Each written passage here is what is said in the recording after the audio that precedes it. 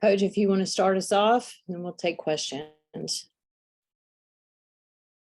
Well, I'd like to start just by saying, as a program and in the ACC, but just a program in general, I want to send out our thoughts and prayers to the UVA community, to our colleagues and to their students, student athletes, their families.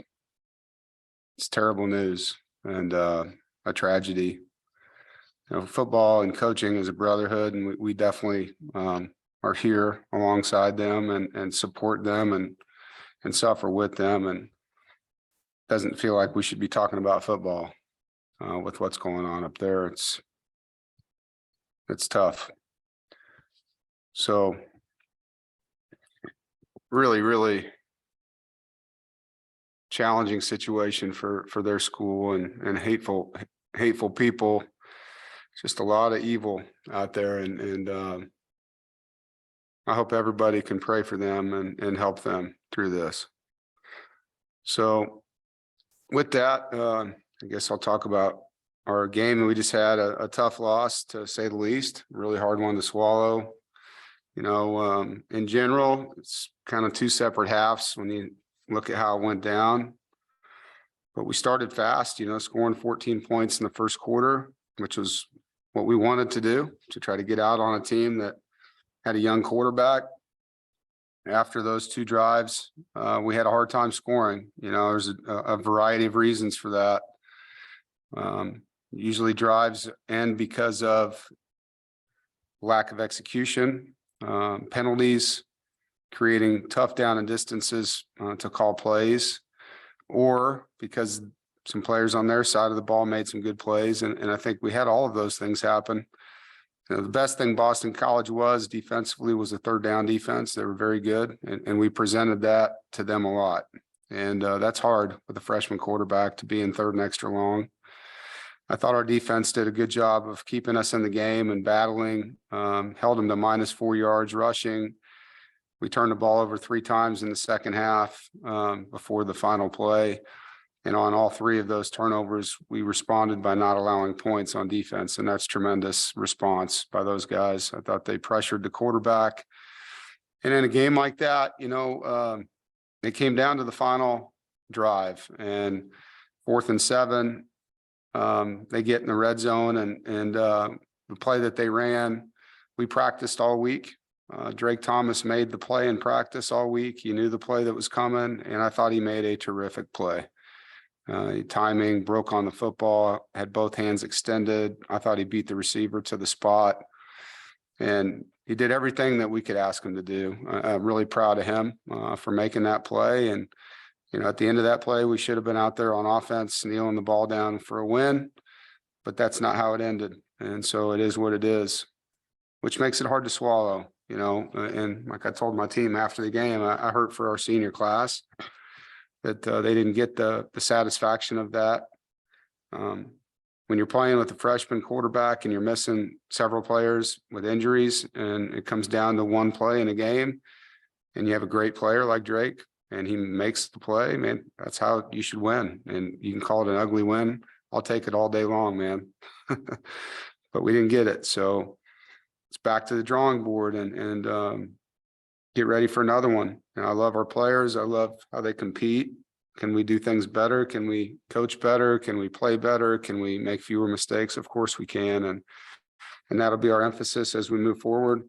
I thought our special teams were terrific. Caden Newcaster continues to impress us as a punter.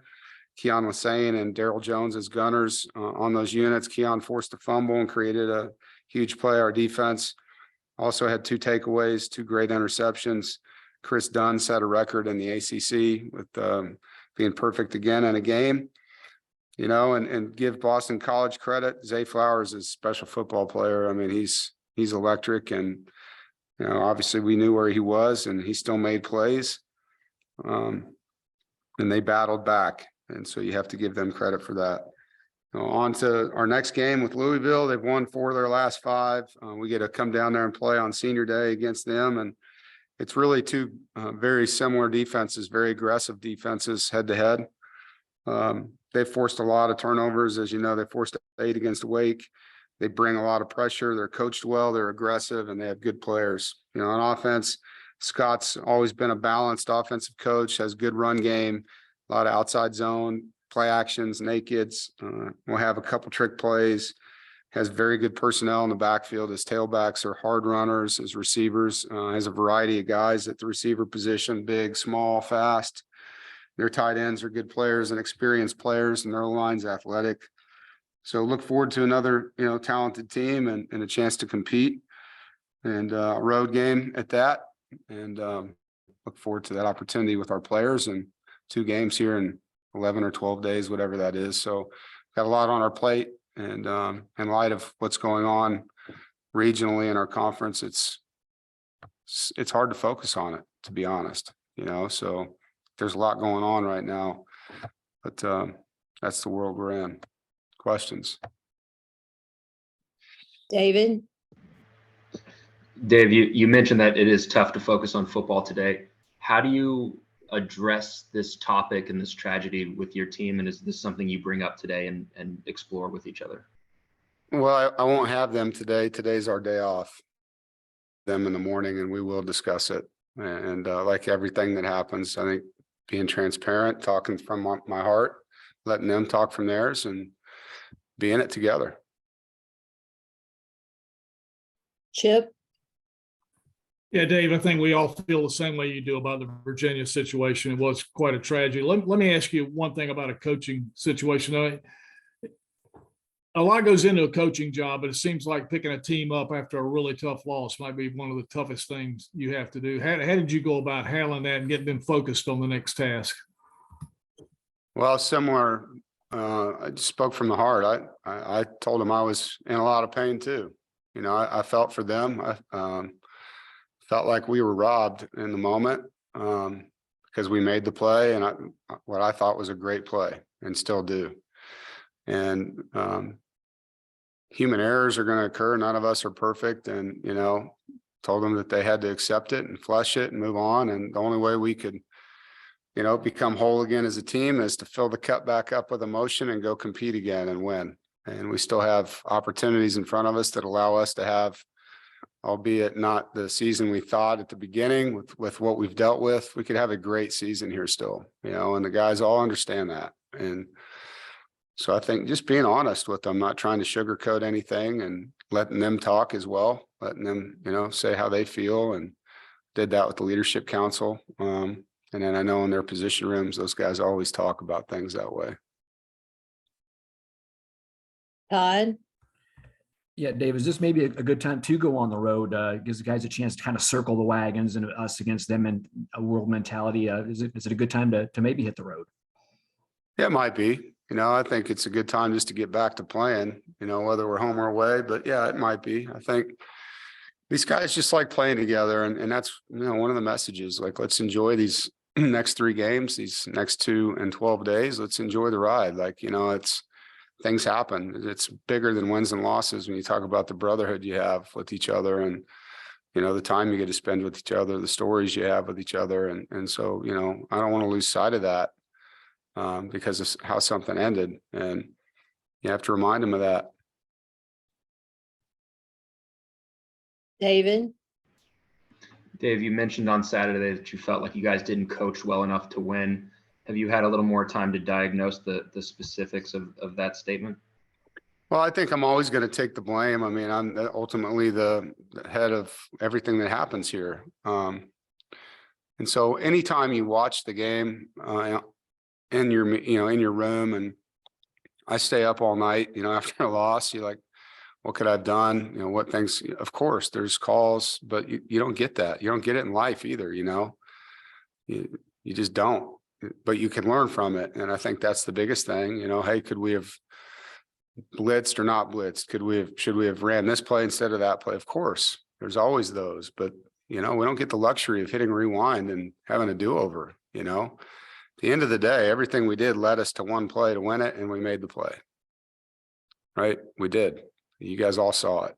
So yeah, could we have eliminated that from happening on 4th and 1 on the 1 yard line? Could we have gotten in the end zone? I thought we called a good play, and we didn't block it well. And it's a play that should have scored because we had enough blockers at the point of attack. Could we have called another play? Sure, we could have, and we still would have had to have blocked it well. And maybe we would have, maybe we wouldn't have. On that particular play, their nose guard won on that play, and that's football. Sometimes you go up and you make a play and sometimes you don't. And say the same thing about last year, I mean, there were some times where Omeka just made some plays that most people probably wouldn't have made that won games for us, If he dropped it, would it have been a bad call? No. He made the play.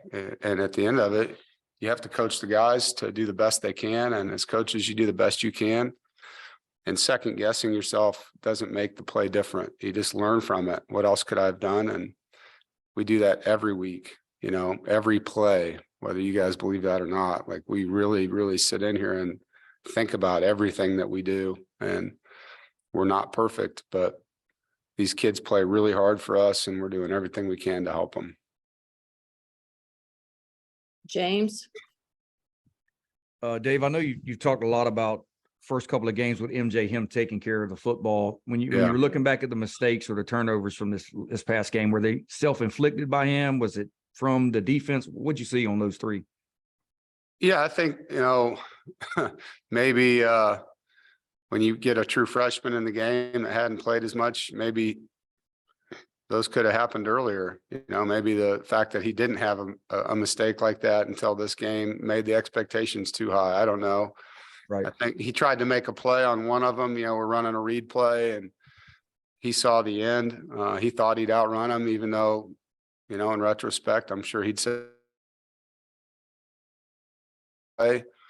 running back had the ball, in his belly and it just didn't get pulled out the right way and went right to him. Right. On another one, he underthrew a ball. Of course, he could throw a better pass there. That's going to happen from time to time. So he made some mistakes that, like I told him, like you're human. Like, we don't expect him to be perfect. But anytime any player, freshman up to senior, makes a mistake, you're going to evaluate it. You're going to try to help them through it. And all you ask is that they learn from it. And just to follow up, I know it's early in the week. You had a couple guys go out in this game. Trent, Grant, any updates on any of them? No, it's too early to say on that. Thanks. Brian, Yeah, Coach. I wondered if you'd heard from the ACC about your comments on that call, or if you guys had conversely sent some tape to the league office about it. Yeah, I can't comment on any responses I get. We always send in the calls that we're not happy with every week, and then they respond, whether they thought it was a good call or a bad call. And then as a coach, I'm not allowed to make that public. So you guys know the rules on that. I also wondered late in the game, obviously the offense was struggling. Did you think at all about going to Jack to maybe get his running ability in there, some more QB run? No. Thanks. Chip, Yeah, Dave, one thing, looking ahead to next week, just for a second, Mac Brown said today that both you and he lobbied the ACC not to play that game on a Friday so as not to interfere with the high school playoffs. Did you do that? And could you just explain a little bit? Yeah, I mean, I think in general, the High School Coaches Association in the state of North Carolina has made it